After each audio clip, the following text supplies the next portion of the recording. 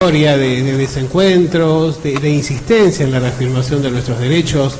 A mí me interesa recordar el contexto en el cual se da la apropiación de las Malvinas, porque efectivamente lo que nosotros conocemos como las guerras de independencia generaron una verdadera guerra civil en toda América Latina y evidentemente estos territorios australes fueron descuidados. Si bien existía un gobernador, bueno, primero teníamos una empresa que llevaba adelante actividades pesqueras, luego al referente de esta empresa se le da un cargo oficial. De todas maneras, este territorio era permanentemente atravesado por barcos balleneros norteamericanos, aquellos como los de la película Moby Dick, por ejemplo, que evidentemente saqueaban el territorio constantemente, y lo que nosotros encontramos por entonces es que pese a que en 1823 se sanciona el famoso principio diplomático norteamericano, ¿no?, que señalaba esto de América para los americanos, básicamente que hay un punto de entendimiento para la apropiación. Es decir, que los Estados Unidos llegan a un acuerdo diplomático con Gran Bretaña por el cual aceptan la intervención británica, la apropiación de las islas, siempre y cuando les permitan seguir adelante con esta actividad económica, porque básicamente el gobierno aquí de Buenos Aires había puesto muchos impedimentos e incluso había llegado a capturar algunos de estos buques que desarrollaban esta caza y comercio ilegal. ¿Qué decías, Marilina?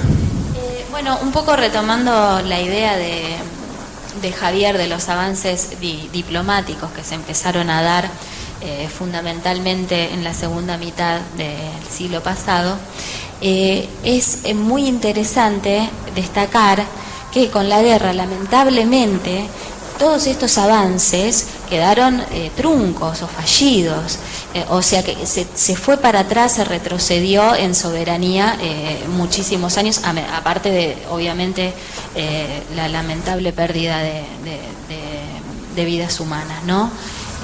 Ese es un punto muy interesante, ¿no? Que vemos que más allá de las diferencias que podía haber en términos políticos o en términos ideológicos entre diversas dirigencias, hubo una insistencia por parte de las administraciones nacionales en el tiempo, salvo algunas excepciones muy específicas, para tratar de reafirmar nuestros derechos, sobre todo hasta la finalización de la guerra de Malvinas. Allí después la situación se complicó bastante porque efectivamente una derrota militar asigna derechos a quien ha obtenido el triunfo, y efectivamente los años que vienen de la guerra de Malvinas en adelante son años donde los intereses y la posición argentina fue debilitándose bastante, ¿no? Exactamente, y digamos, la Constitución argentina, reformada en el año 94, incorpora expresamente el tema Malvinas como una obligación de los gobiernos de seguir reclamando la soberanía de Malvinas. Digamos, cualquier acto que representara un reconocimiento de soberanía a los ingleses sería obviamente inconstitucional, pero más allá de esa manifestación de voluntad que hace la Constitución, lo cierto es que se ha tornado muy difícil después de la derrota militar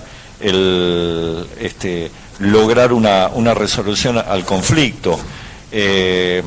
Sin duda, la presión diplomática previa había obligado de alguna manera a Gran Bretaña a tener que rever, como en aquella oportunidad en los años 70, procurar buscar alguna solución que le permitiera seguir haciendo, manteniéndose de alguna manera en las Malvinas en asociación con Argentina, que esto es lo que le vinieron a proponer a Perón y que lamentablemente no prosperó porque el general falleció al poco tiempo. Y digo lamentablemente porque, como bien señalaba Perón, una vez que la Argentina hubiera puesto un pie en las Malvinas, seguramente se iba a hacer mucho más fácil recuperarla, por una cuestión de cercanía, por una cuestión de comodidad, por la gran distancia que hay respecto de Gran Bretaña.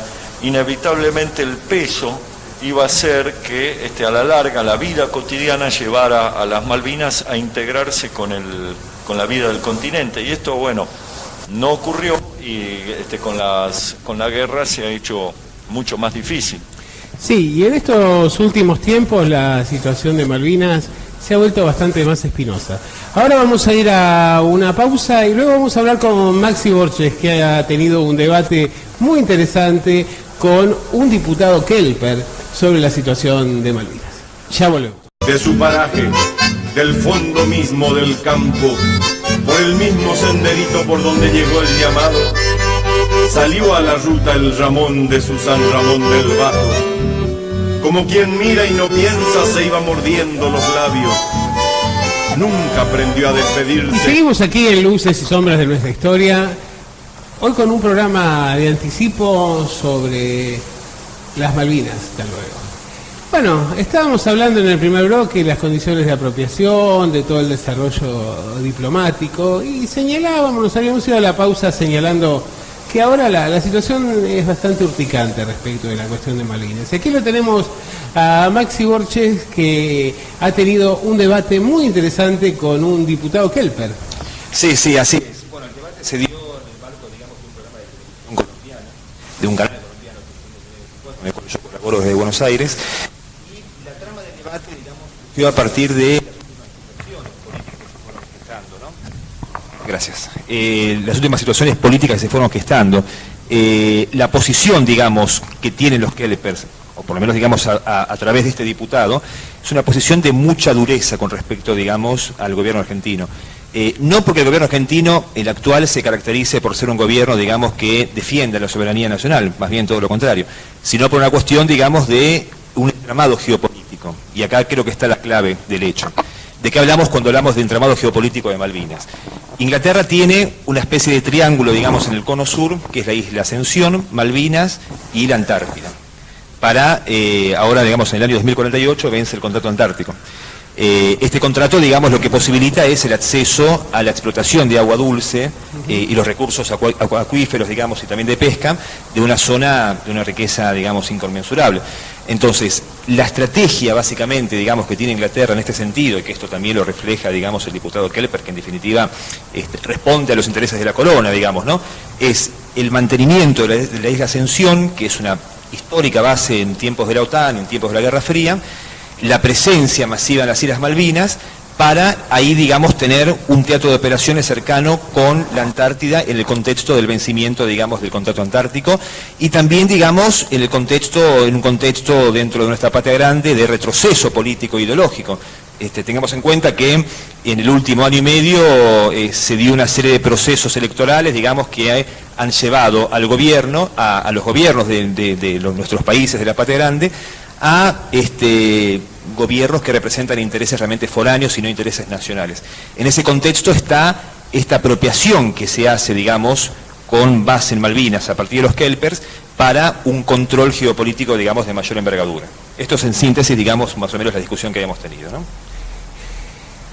Es llamativo esto, ¿no? En realidad se hacen muchos reclamos respecto de cuál es la política actual del gobierno argentino, no solamente en el tema de Malvinas, sino en realidad en relación con el posicionamiento o reposicionamiento internacional.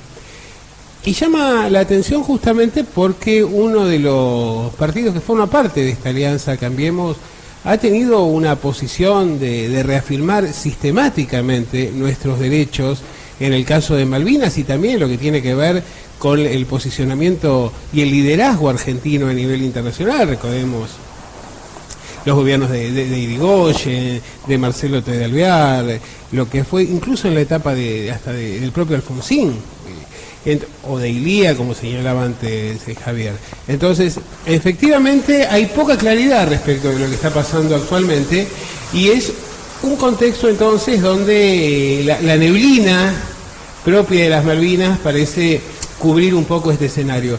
A mí me invitaron a participar hace unos meses del observatorio legislativo de Malvinas de la Cámara de Diputados. Tuvimos una reunión el año pasado, pero luego no volvió a reunirse, y a mí me parece que era un espacio muy interesante para ver las contradicciones, porque incluso dentro de la propia alianza dominante uno veía que había realmente muchos cuestionamientos respecto de cómo se estaba llevando adelante esta política, y también respecto de que se habían firmado algunos acuerdos que en realidad se consideraban como francamente lesivos a los intereses argentinos en términos de nuestros territorios en el Atlántico Sur.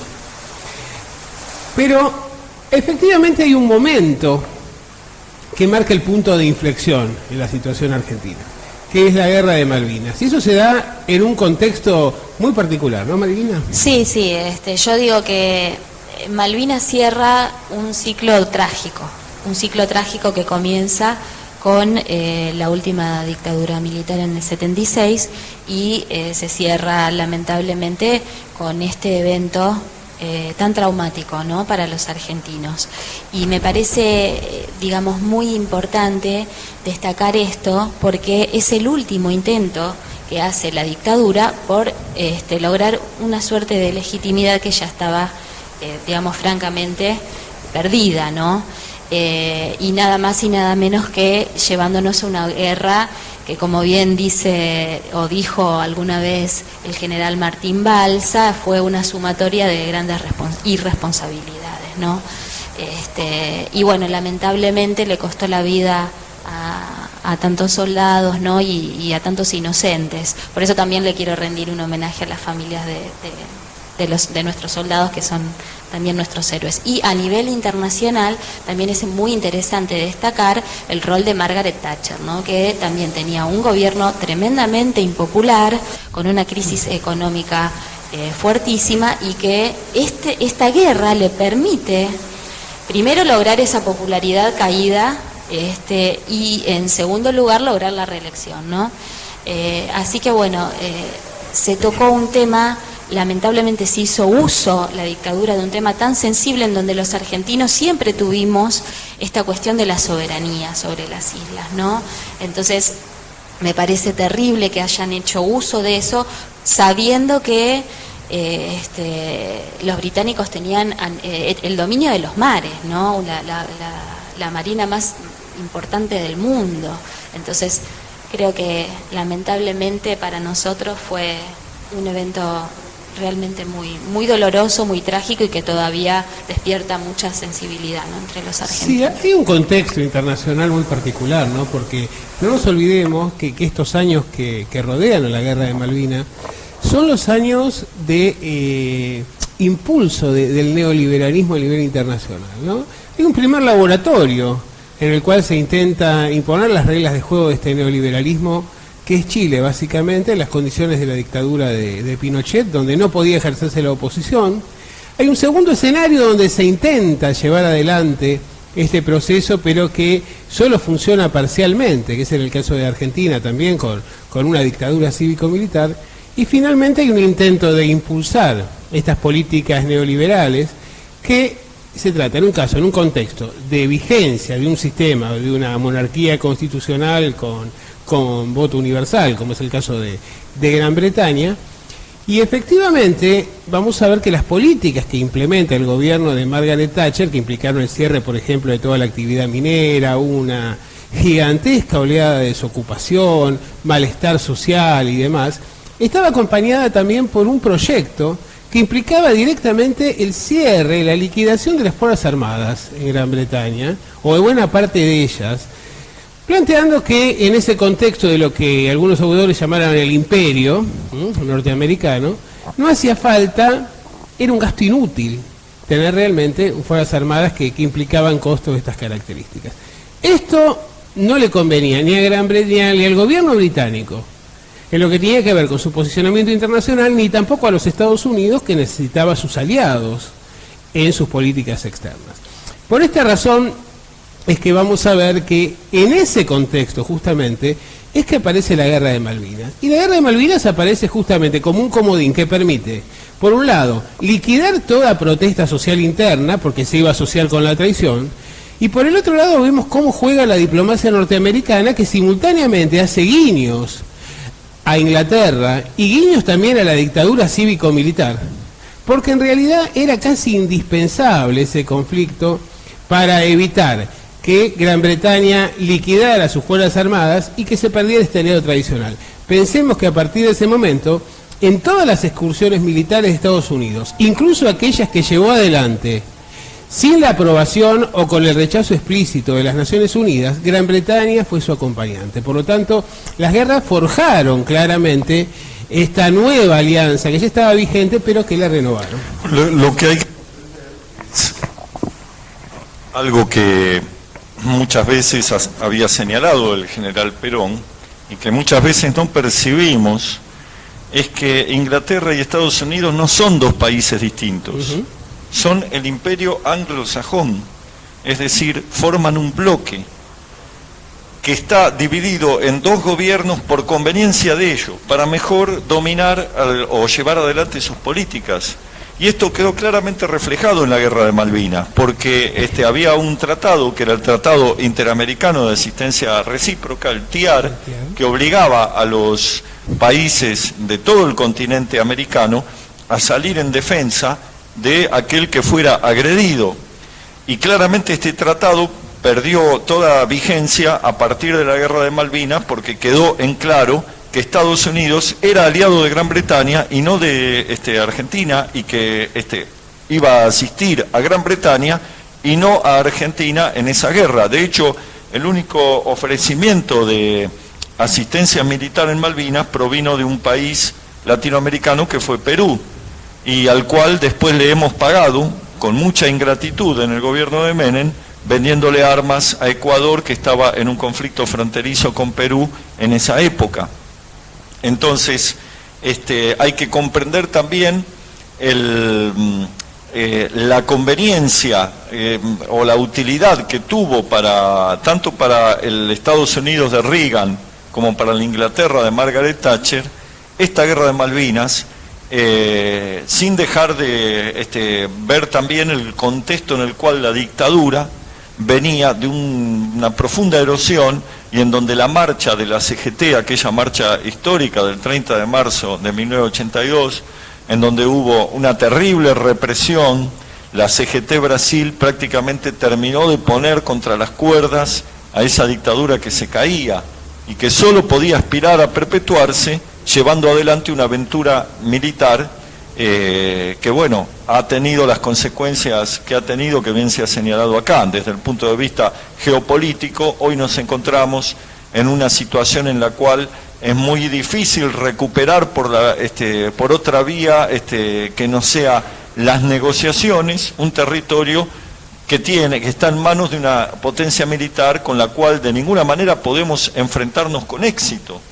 Es más, en ese momento yo recuerdo que mi hermano mayor se encontraba embarcado en la Marina Mercante en Inglaterra y vio en el Canal de la Mancha, desde un barco mercante argentino, vio zarpar a la Marina británica, que no terminaba nunca de pasar la cantidad de barcos, portaaviones, todo un despliegue, una parafernalia militar, que cuando vio eso se agarró la cabeza y nos llamó inmediatamente a mi casa diciendo, pero qué locura hay allá en Argentina, se van a enfrentar con algo que es muy difícil de sostener. Sí, eso generó un verdadero fervor patriótico en Gran Bretaña, ¿no? Algo que estaba bastante oculto por entonces. Gran Bretaña, una potencia en declinación desde hacía mucho tiempo, y generó también disensos internos entre quienes planteaban que la guerra podía ser el punto de partida para la recuperación de las viejas glorias, y aquellos que planteaban que era simplemente el escenario, el decorado de fondo para un proceso de ajuste y de exclusión social. Y como pequeña perlita, recordemos que el grupo Pink Floyd se separa durante la guerra por las diferencias externas que existían entre algunos que planteaban que se justificaba una guerra porque era una guerra contra una dictadura, y otros que planteaban que en realidad de ese modo lo que se hacía era justificar la política colonial de Estados Unidos y Gran Bretaña. Una guerra que fue, Javier, planificada, es decir, de apuro, ¿no? Fue una guerra de improviso, esto de lo atamos con alambre. Exactamente, había algunos planes que se habían planteado a nivel de internamente dentro de la Junta Militar, como una hipótesis de acción, como también había hipótesis de acciones militares respecto de Chile, con el cual no olvidemos que nos encontrábamos también en un conflicto que pudo haber terminado en una guerra y que se evitó por mediación del Papa. Entonces existían esos planes militares y se echó mano de esos planes, como vos bien decís, de apuro. Y bueno, las conclusiones de las investigaciones que se hicieron con posterioridad a la guerra en el famoso informe Rattenbach son totalmente condenatorias de no solo los planes que se desplegaron, sino de las distintas acciones que tuvieron a cargo los responsables. Algunos de ellos, estamos hablando de los jefes, digamos, de las acciones militares, realmente fueron lamentables. En algunos casos se terminaron rindiendo sin combatir, en otros hubo combates que estuvieron se pagaron con la vida de los soldados argentinos, y como bien decía Marilina, hay que rendir un homenaje a los soldados que fueron allá a combatir, a los que dieron la vida y a aquellos que lograron sobrevivir y hoy son veteranos y que nunca han sido reconocidos porque o han sido reconocidos insuficientemente, porque también la sociedad argentina a veces tiene estas ingratitudes y ese triunfalismo, y que como fue una guerra que se perdió, durante mucho tiempo no se le brindó a los veteranos el reconocimiento y el homenaje que se merecían. Sí, una cosa fue contraproducente, ¿no, Maxi? Porque en definitiva el hecho de lanzarse a la guerra, luego a la alternativa del conflicto bélico felizmente evitado con Chile y demás, impidió incluso que la dictadura pudiera darse esa autoamnistía que, por ejemplo, sucedió en el caso chileno y de otras dictaduras latinoamericanas. Sí, absolutamente. Incluso, digamos, qué casualidad, cuando se desclasifica el informe Rattenbach y se publica, digamos, en los tomos, yo en ese momento estaba trabajando en el Ministerio de Defensa, hacía prensa en la gestión de Pulicelli, con lo cual viví todo ese proceso, digamos, de la desclasificación y la publicación del informe Rattenbach. Y en términos, digamos, militares de la época, uno de los cuestionamientos grandes que se hizo, digamos, fue la falta total de planificación militar que hubo con la guerra, independientemente de las cuestiones políticas, digamos, que muy bien aquí, digamos, los compañeros expresaron, porque las tropas, digamos, de montaña, las tropas preparadas para la guerra en esas condiciones, quedaron todas en el continente. Y quedaron en el continente en función de esta hipótesis de conflicto que había con Chile. Con lo cual, digamos, el despliegue militar de las tropas, insisto, preparadas para ese terreno de combate, no habían ido a Malvinas, habían ido muy pocos.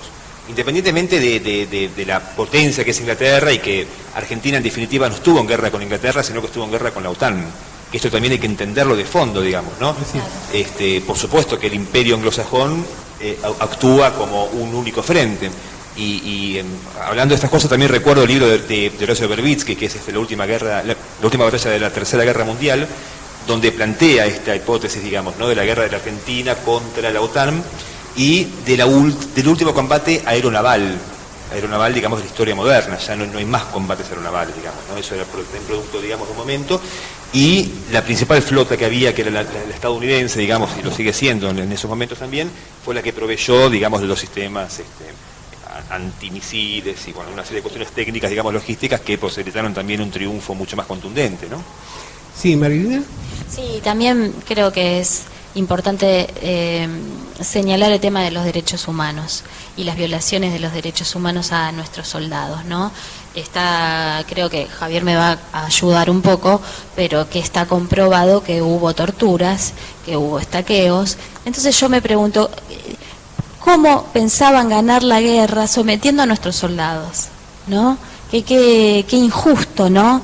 Que aparte de lo traumático que es estar en una guerra, soldados que eran realmente muy jóvenes, que tendrían 17 y 18 años, que eran los que realmente combatían, iban al frente de batalla, ¿no? Y que, digamos, encima de todo esto tuvieran que sufrir el sometimiento de parte de sus jefes, ¿no?, de sus jefes militares. Así que bueno, también es muy... Yo no sé cómo está el tema de derechos humanos en Malvinas, pero creo que es importante seguir, ¿no?, con esto. Sí, hubo dos tipos. Hubo, por un lado, abusos de la oficialidad respecto de los subalternos en el ejército argentino. Y hubo también algunos casos de abusos denunciados respecto de prisioneros de guerra por parte de los ingleses. Y hubo un hecho clave de un crimen de guerra que fue el hundimiento del crucero General Belgrano, que era un ataque a un buque que fue ordenado por Margaret Thatcher a sabiendas de que no estaba en una zona de combate, que estaba fuera de la zona de exclusión y que por lo tanto no era un elemento combatiente. Ese elemento fue a toda, digamos, con toda conciencia y deliberación fue hundido, ocasionando las más grandes bajas en términos humanos a la Argentina, y realmente nunca se la juzgó ni se la hubiera juzgado a Margaret Thatcher por ese claro crimen de guerra que cometió Gran Bretaña en contra de nuestros soldados. Es difícil juzgar al vencedor de una guerra. Claro, exactamente. A lo largo de la historia hay muchísimos casos en los cuales se han cometido crímenes de guerra, tanto o más graves que aquellos que sí han sido juzgados, que conocemos los casos de juicios que se han llevado adelante contra los jerarcas nazis, contra lo que fue los responsables militares de ciertas acciones en la ex Yugoslavia o en África, pero la verdad es que cuando una superpotencia como hecha Estados Unidos, cuando ha bombardeado poblaciones civiles en Hiroshima y Nagasaki, que es un crimen claro de guerra definido por las convenciones que regulan estas cosas, o en el caso de Margaret Thatcher, atacando un elemento que si bien era un buque de guerra, no estaba combatiendo y no estaba en una zona de combate, y esto fue claramente un asesinato en masa que se llevó adelante contra quienes iban en ese buque, entre los cuales había muchos soldados, y en general en los soldados que participaron en Malvinas, que eran de provincias del norte del país, que tenían mucha mayor dificultad para adaptarse al clima. Esto en relación a lo que señalaba el amigo, de que las tropas que estaban más preparadas para participar en ese tipo de terreno y en ese clima no las llevaron, y en cambio se llevaron reclutas que tal vez provenían de provincias que tenían poca instrucción, poca instrucción militar, y que tenían situaciones climáticas totalmente distintas a las que se vivía en el medio en el que se iba a combatir, y que evidentemente requerían mucha más entrenamiento y adaptación que el que tuvieron.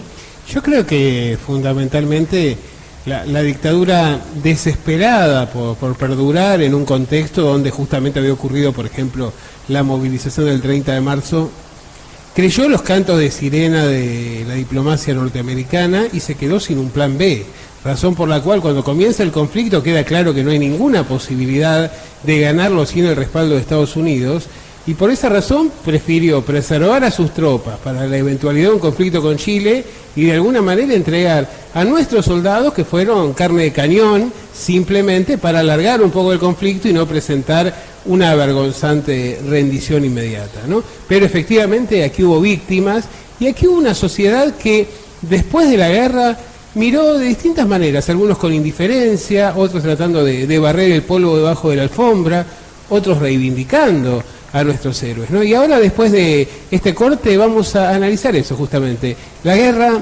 después de la guerra. Podría necesitarlo.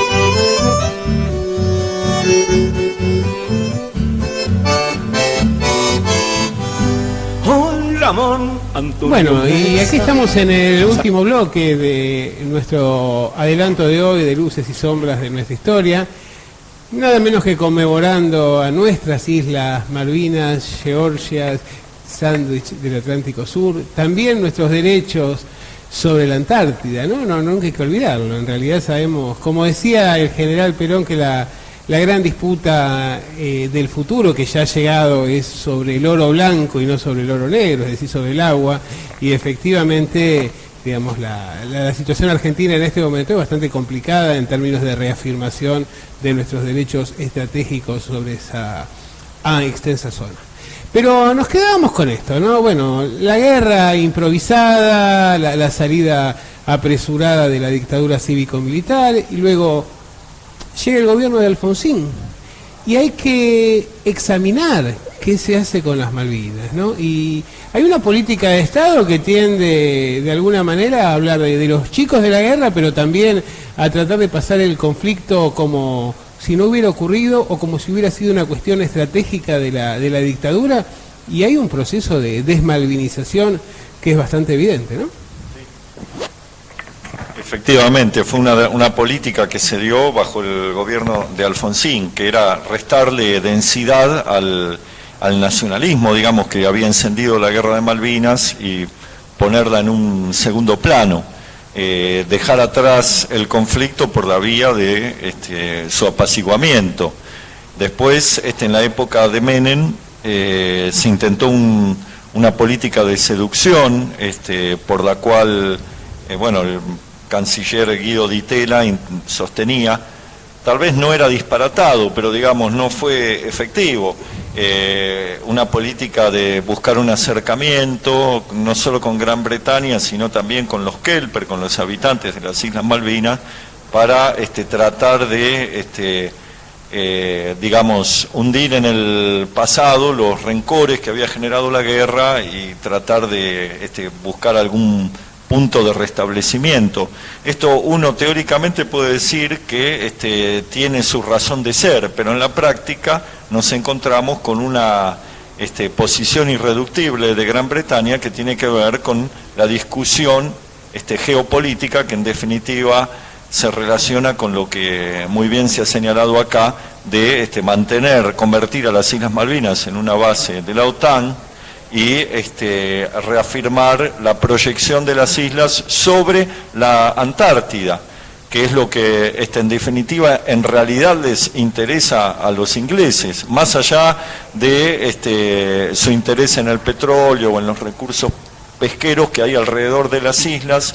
El verdadero interés es cómo ellos logran afianzar derechos respecto de la Antártida, en donde está superpuesto el sector que aspira a Gran Bretaña con el sector antártico argentino, ¿no?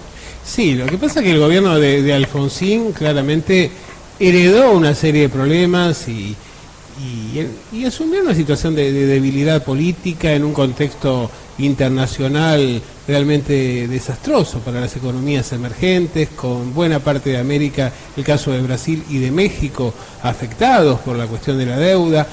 El mismo gobierno argentino asumió con una deuda externa que se había ampliado de 6.000 a 48.000 millones de dólares, y trató de, un poco bajar la intensidad del conflicto, haciendo como que la guerra no había existido, ¿no? Tratando de disimularla.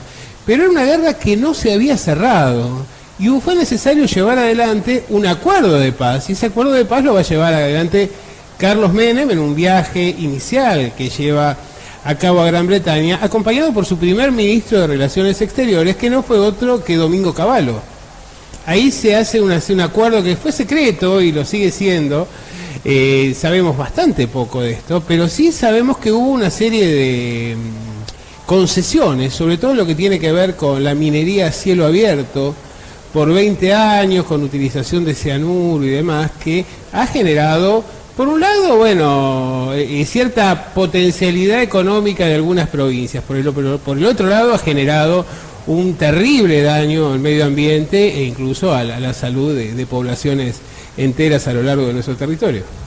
Sí, volviendo un poco también a los años 80, esta posguerra, ¿no? Es muy interesante señalar el olvido de nuestros soldados, ¿no? Como no solo de parte de una pequeña parte de la sociedad, pero sino también esto fue, digamos, consecuencia de que la oficialidad los ocultaba a los veteranos de guerra porque por una cuestión de vergüenza, como se había perdido. Entonces yo lo que creo es que lo verdaderamente doloroso es que nuestros soldados, aparte de lo traumático de que tuvieron que sufrir de la guerra, tuvieron que después soportar el olvido, ¿no? Que fue tan duro para ellos. Yo recuerdo que en los años 80 prácticamente no se hablaba de ellos y que recién en los años 90 empezó a haber una suerte de reivindicación, pero en los años 80 se los ocultaba por una cuestión de vergüenza, y no de toda la parte de la sociedad, sino que esto vino de la oficialidad, ¿no? Y que realmente me parece que fue terrible,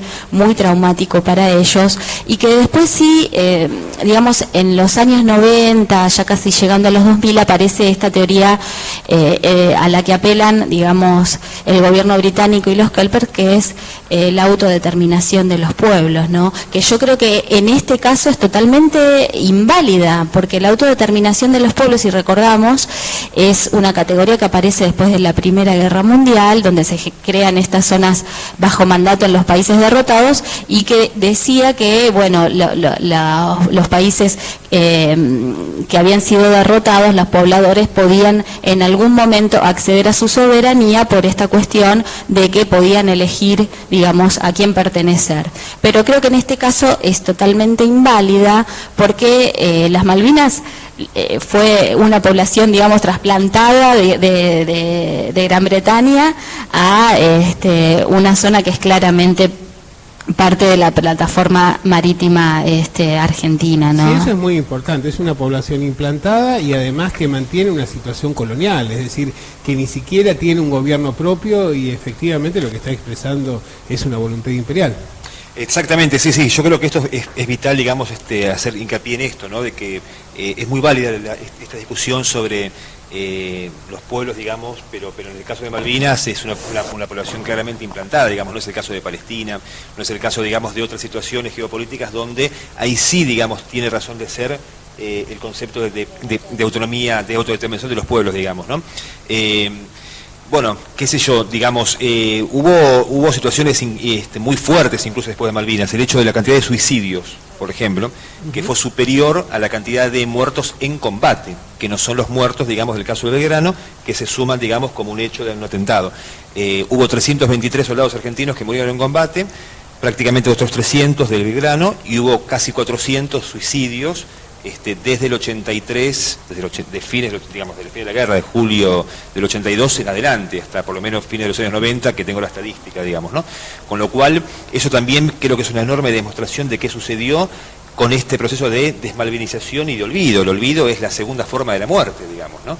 Tenemos al soldado joven, 18 años, que participó de una guerra, y después una sociedad, digamos, que lo olvida como un proyecto político, ¿no? Recién, digamos, los gobiernos de Néstor y de Cristina Kirchner van a recuperar, digamos, al soldado, al veterano de Malvinas, van a recuperar, digamos, la gesta de Malvinas como un hecho nacional y fundamentalmente van a recuperar como un hecho humano. Pero recién, digamos, tenemos que llegar a la década del siglo XXI. Hasta el 2003 sucedieron 20 años donde se desmalvinizó. Digamos que empezó un poco antes el reconocimiento a los veteranos, empezó en realidad en el gobierno de Menem, para ser justos, ¿no? En el caso, pero bien señalabas el tema de los suicidios. Yo recuerdo haber visto a los veteranos pidiendo limosna. Sí. Pidiendo limosna arriba de los trenes o en los medios de transporte público en los años 80 y en alguna parte de los 90, hasta que empezó a aparecer políticas reparatorias, leyes con las cuales darle una cobertura económica a los veteranos, pero la verdad habían sido totalmente olvidados en forma vergonzante por una sociedad que quería poner en el olvido una guerra que había perdido. Por eso es muy importante que se reafirme que más allá de los errores militares, más allá de esta improvisación de la dictadura, etcétera, primero, la causa de Malvinas es una causa nacional profundamente sentida por nuestro pueblo, que no puede ser empañada porque haya habido unos dictadores dementes que nos llevaron a esa guerra. Y segundo, los soldados y los que combatieron, algunos héroes de Malvinas, también eran de la oficialidad, no eran todos malos, digamos. Hubo muchos oficiales y suboficiales que también fueron héroes de Malvinas, para no meter a todos en la misma bolsa de que torturaban a subalternos, pero sí eso se dio, y sobre todo los soldados que recibieron todos lo más ingrato, tanto de la guerra, en la cual fueron carne de cañón, como de sufrir esa indiferencia de la sociedad, y eso tenemos que reivindicarlos y rendirles un homenaje como se merecen, como sociedad, que aquellos que fueron a luchar en defensa de la patria tienen que ser reconocidos más allá del resultado de las operaciones en las que participaron y que ellos no dirigían, obviamente. Sí, y es que las injusticias no solo se dieron durante la guerra, sino también después de la guerra. Un poco este desconocimiento de que hablábamos también, cuando nos fuimos enterando de cuál fue el trato, el tema de que muchos recibieron su primera comida caliente después de ser prisioneros, el destrato, las torturas, las violaciones permanentes a los derechos humanos.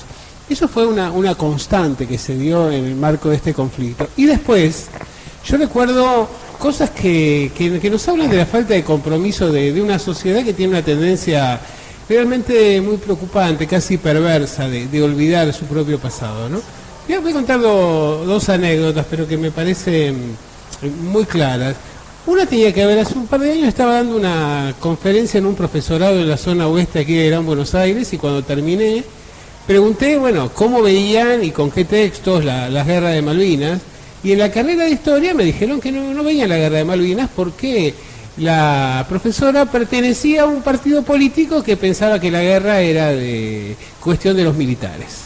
Razón por la cual la guerra de Malvinas no se veía. En ese profesorado había 17 carreras. De las 17 carreras, había una sola carrera en la cual se veía el tema Malvinas, y era el profesorado de inglés.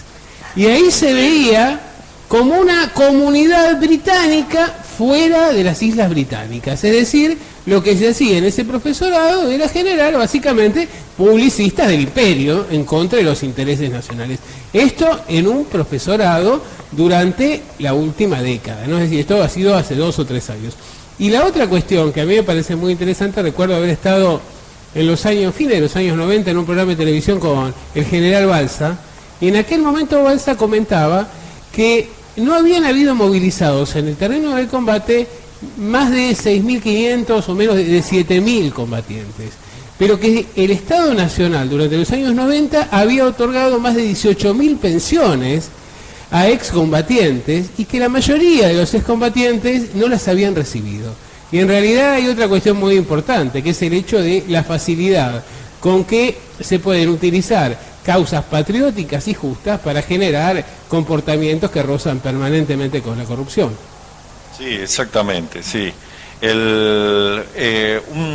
Volviendo al tema del trato que recibieron muchas veces los soldados, de los cuales yo tengo amistad con alguno que ha relatado, que no pretendo que haya sido algo general, pero sí hubo situaciones de mucho hostigamiento y de mucha humillación que sufrieron de parte de sus superiores en combate.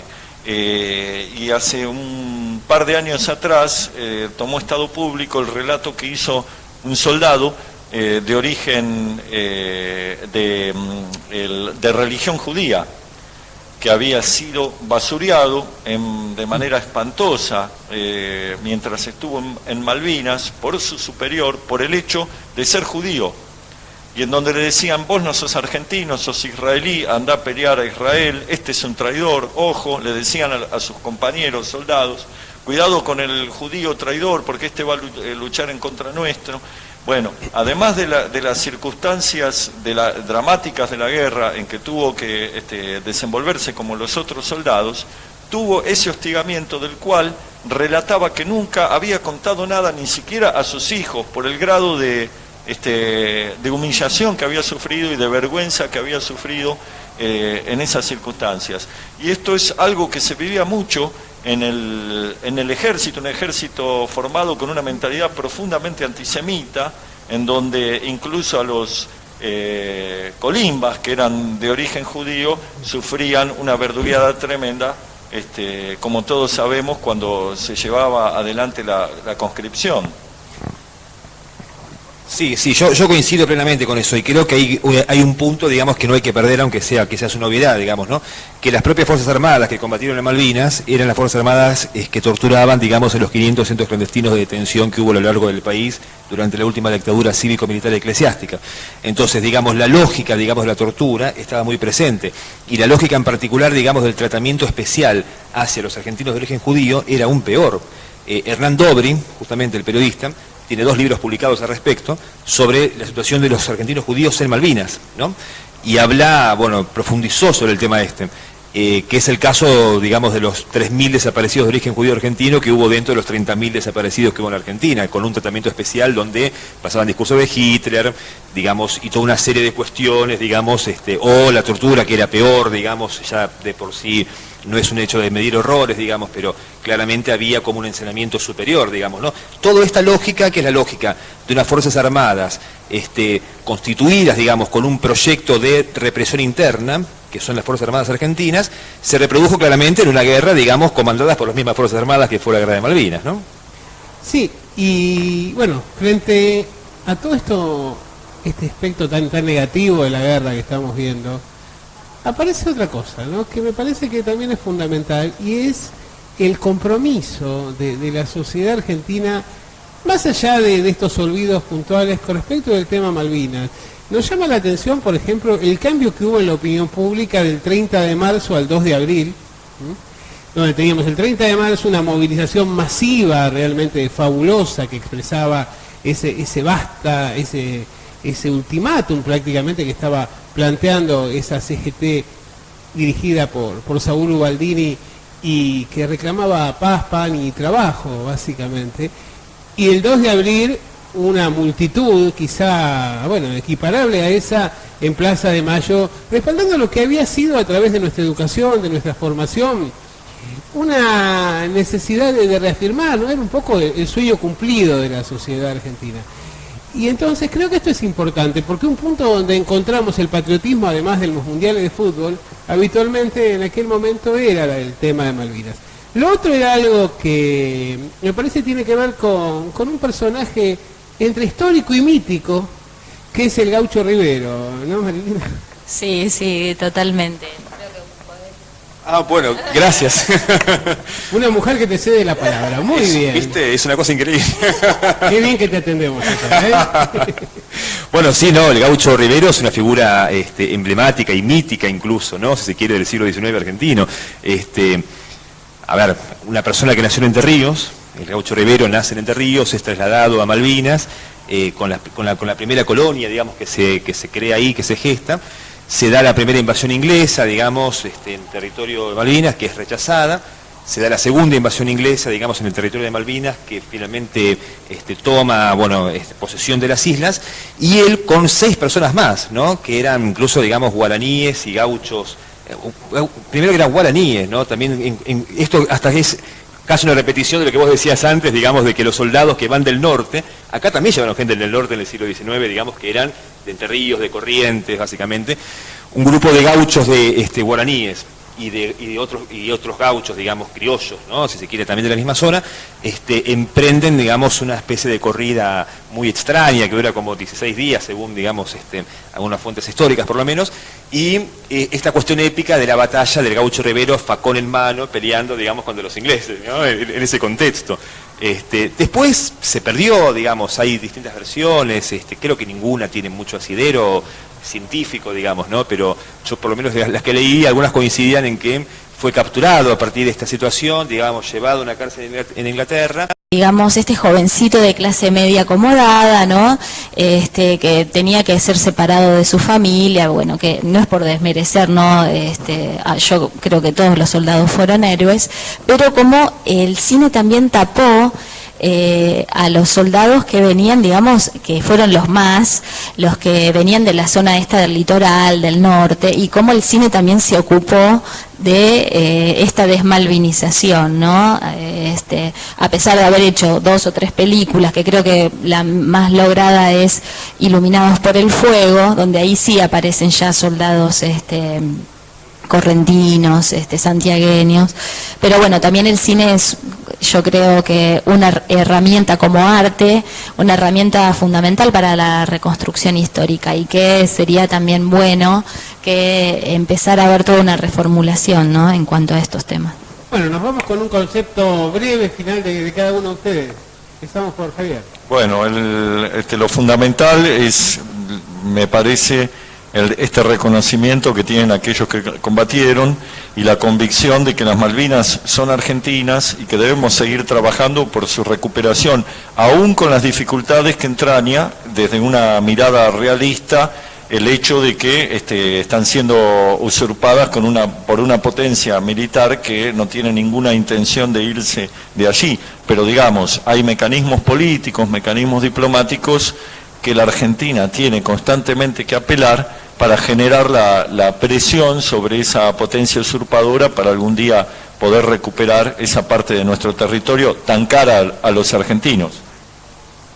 Bueno, yo lo que quiero es primero rendir un homenaje a las familias de los soldados, de nuestros héroes, que bueno, que son las que lo sobrevivieron, ¿no? Que cargar con este trauma, ¿no?, de haber perdido un hijo y en una guerra de estas características. Eso por un lado. También, como bien decía Javier, reafirmar la soberanía. Creo que en este contexto es una verdadera vergüenza internacional que exista todavía hoy una colonia cuando ya se ha descolonizado prácticamente todo el mundo después de la Segunda Guerra Mundial en este proceso de descolonización. Por eso reafirmar la soberanía también implica un trabajo para nosotros también los profesores de historia, de la memoria, desde la memoria, ¿no?, con los chicos. Esto tiene que ser constante, porque si no caemos en esta desmalvinización, en el olvido, que es, digamos, una segunda muerte, ¿no?, social.